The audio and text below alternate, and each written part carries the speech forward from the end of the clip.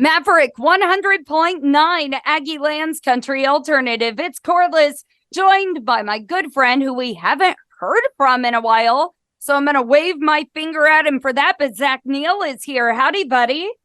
Hey, what's going on? Not a much or a lot. It doesn't matter how you look at it, you know. Before we got on air, you and I did the normal friend catch up, and you were like, Corliss, you haven't stopped. Yeah, I think I told you you weren't busy enough. You needed some more things. You need some more things on your plate there. Well, how about you? Since you ain't come here and talked to me in a while and ain't brought me a new single, what have you? You better have one heck of an excuse for me, mister.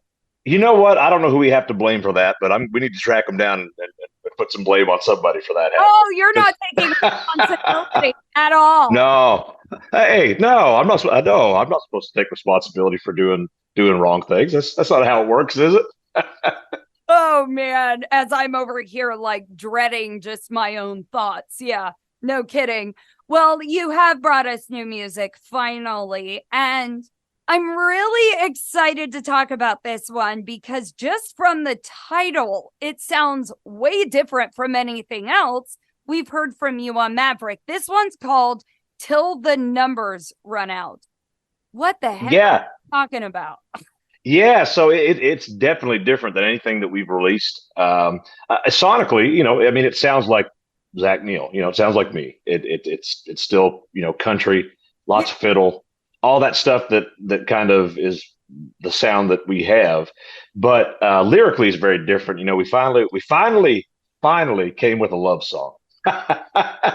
Finally have a love song. That's not a sad love song.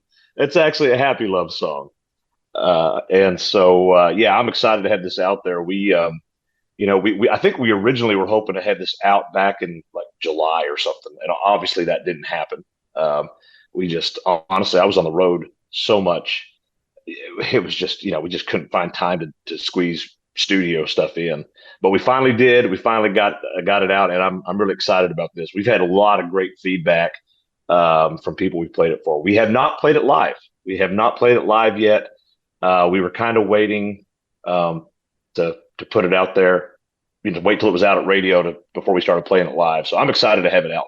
let it catch on with people and then watch them sing it at the shows, you know? Yeah, sometimes we try new stuff. I've actually got a song we've been doing live for probably about a year and a half, and I keep threatening to record it, and we just never have. And it's really silly because it's people. It's a great live song. People like it, Yeah. but it's just but you kind of have to. You're like, well, we got some other stuff that kind of sounds like that. So you're trying not to put it all too close together, something that Yeah. sounds exactly the same. And so, but yeah, we finally got this out. I'm excited. And lyrically, it's different for me too. And you wrote this one? I did, yeah. I wrote this with my buddy Shane Miner, great songwriter. Wrote it with Shane, and then also with Dave Brainerd, that actually ended up producing this project. So yeah, the three of us are on it as writers, and you know, we all had to find our find love type things to say, and I hope we found it. I love how you act like that's so hard. You know what? And I can't speak for other artists, but I'll be honest. I hate this. Sounds silly. I hate writing love songs.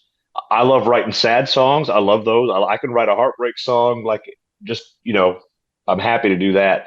But I have a hard time writing positive love songs, not because I have a problem with love or I anything, was but gonna just say. no, no, love is great, but I find that sometimes love songs just kind of a cheesy factor to them, that and when you're sitting there with in a writing room with somebody else and it's just for me it's just a weird thing to find a love song that's not like, oh man, that's so over the top, you know Okay, cheese ball I'm gonna put a lyric. pause on that because we gotta come back to some funny stuff. We're gonna revisit this.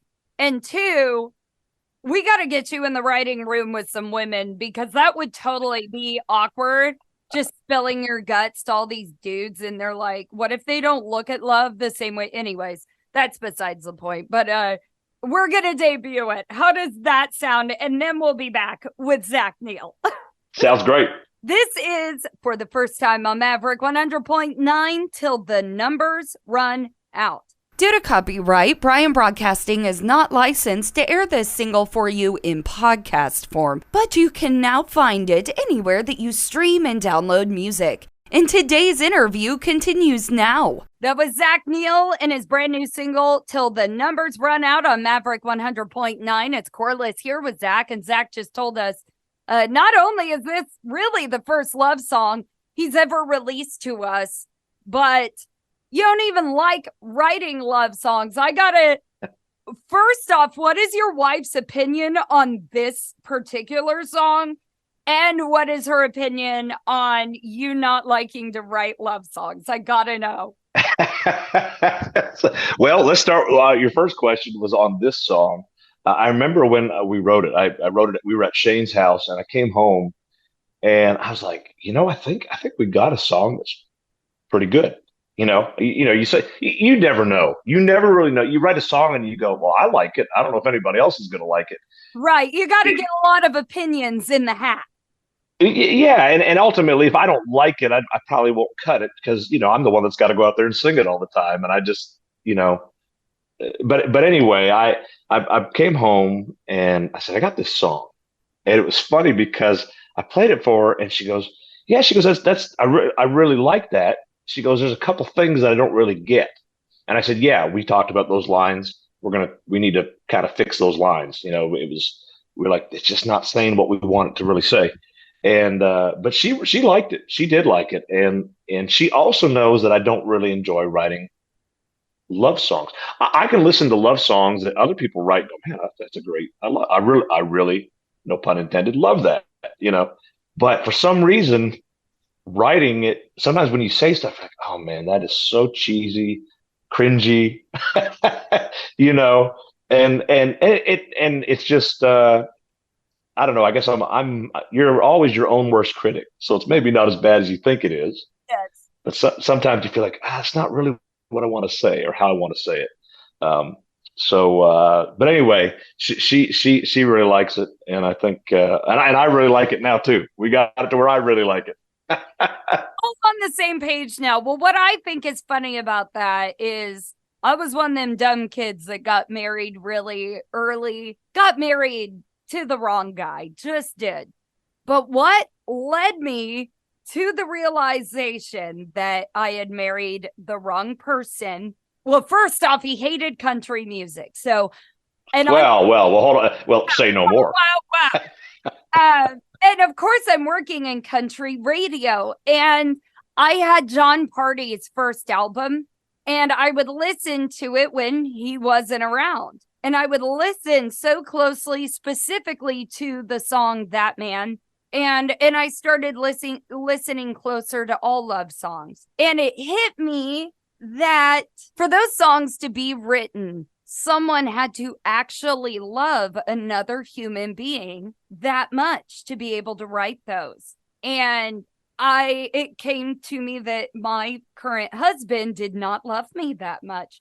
And I was going to get divorced and never settle. Someone was going to love me like a country song. Fast forward, I now have someone that loves me like a love song. And that's what brings me to the second point when it comes to you and your wife. I don't know if you're anything like me and my husband, but this go round of getting married, I did it privately. I didn't tell anyone that I was doing it because in my head, and I live my life on the radio, I am always honest. I tell everybody about every little speck of my life, including Adam. But there are just some things that are just between two people and it's private. And that's how I kept my wedding. So Adam and I try to keep a little bit of privacy in our relationship. Not much, trust me, but I don't know if you and your wife are like that. Oh, very much so. Both my wife and I are both, I know it sounds weird that I would be a private person when you stand on a stage. I know that sounds really weird, but I really am. Yeah. I love meeting people. I'm very social. I love meeting people. I do. But when I'm home, I'm home. It's like, we live out in the country. You can't see our house from the road. I mean, and that's by design. all these things that it's like, no, I want to be able to, enjoy living my life without, the rest of the world having to know. Like social media is a great example. I don't have, I don't, I'm happy to post on social media. I will post, I think I posted a thing a while back. I was out fixing my driveway and I was in a skid steer and so, posting something like that. I don't mind posting that stuff, but like family stuff, I keep all that very private. I don't know. I think it's good for the world not to know everything about you. Like I said, there is very little that the world does not know about me. So whatever's in the house, man, we sometimes just gotta keep that to ourselves. Of course, there's the second end of that as well. Like, if you came home with a song that was so specific about your love, would she even be comfortable with it? And she'd be like, you're blasting our life all over the place. So I got a funny story about that. So, and I'm not going to name, we were on vacation. This is, I guess, right after the first single had come out. The first single was When She Drinks Whiskey. And we were on a vacation with some of her family at the beach. And one of her nieces came up to me and she said, Uncle Zach, is that song about you and Aunt Kelly? And I said, well, no, it's a country song. I said, not every song that I write or every song that I record is specific. You're telling a story. It doesn't always have to be your story.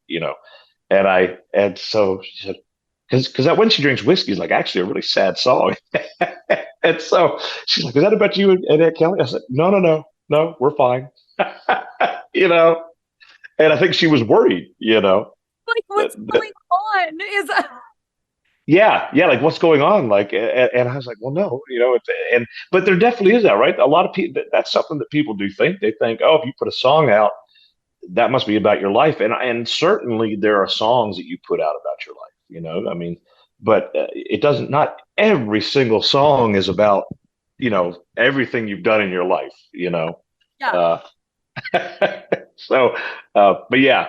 So yeah, if it was that specific, I mean, if it was something really specific, first of all, I don't think she'd care either way because nobody would really ever know anyway. Because she's not about to blast it out on social media that this song was about us or So she loves good songs. And I think if it was a good song, she'd be like, yeah, I love that song. She's so supportive. I love that you have that in your life. Your whole family is. That's so cool. I'm very grateful. It's I've got a very loving and understanding wife that puts up with a lot of shenanigans. Traditions, man. Well, speaking of that life, I do want a little bit of a catch up here. What else is going on? We've got a brand new single. Anything else new for the rest of the year?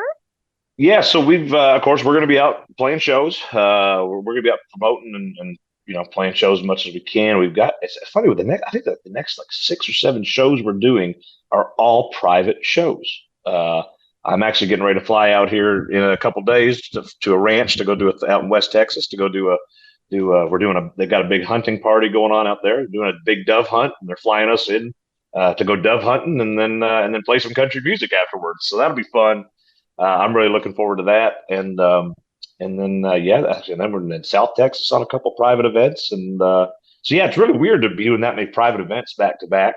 But then I think we go up to Missouri in early October for one night. And then we're back in North Texas again on the next night. So, just, in a nutshell, we're going to be hitting the road. We had a few weeks off, kind of finishing everything up to get this song ready to go out.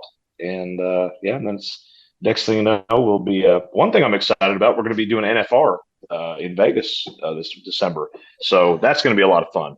I'm really looking forward to that. This will be the first time that we get to go do that, so that'll be a lot of fun. Oh heck yeah! Dang, you got some good stuff, and a lot of people here head to NFR. So a ton of people are going to be out there. Yes, I've already heard from a lot of people saying, "Hey, we're probably going to see you." I said, "Come on."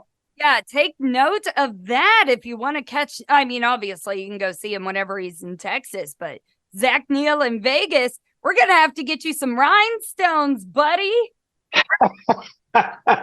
Well, like the old Porter Wagner, rock music sort of. That's my newest hobby is rhinestoning. Oh my God. I gotta make you Oh my goodness. I don't know. I'm not sure if I can pull off rhinestones. to just kind of like when we talk about his music. I'm like, hey, is this different? He's like, well, I mean, it's country like everything else. Look at him go. Like even when can't even put rhinestones on him. He's like, no, I'm just Zach Neil. Hell, hey, you never know till you try something, right? Exactly. You got to come out in a rhinestone studded jacket, baby. I'm gonna get you out of your shell, man. Of course, the only problem with that is it's Vegas, and even though it's December, it's still going to be like 100 degrees. So, right. So I don't know. Maybe we need to start. Maybe we need to start with something like in January. Maybe in I don't know. I'll bedazzle your jeans. You know what? I might have to draw the line at bedazzling jeans. I think you have to know your limit. You have to know your limits. That's important. There are no limits. That's a figment of imagination. Limits, man. All right, I'm gonna quit with the hippie stuff and quit asking Zach Neil super intrusive questions about his family and his life, and just let y'all know we got new music from Zach Neil. Follow him. Till the Numbers Run Out is available now. And of course, we'll be playing it here on Maverick. Check his tour dates. Always follow Zach Neil. And even if you just send him a DM that says, so sorry for how horribly Corliss picks on you. Corliss, and I mean, you are an absolute blast. It's always a lot of fun to talking to you. You're just fun. You're just fun. You're real. I love it. Well, thank you for all. Even if you do want to bedazzle my jeans, I still love you. Well, as always, thank you, Zach, for the great music and for the good sense of humor here on Maverick. Thanks, Corliss.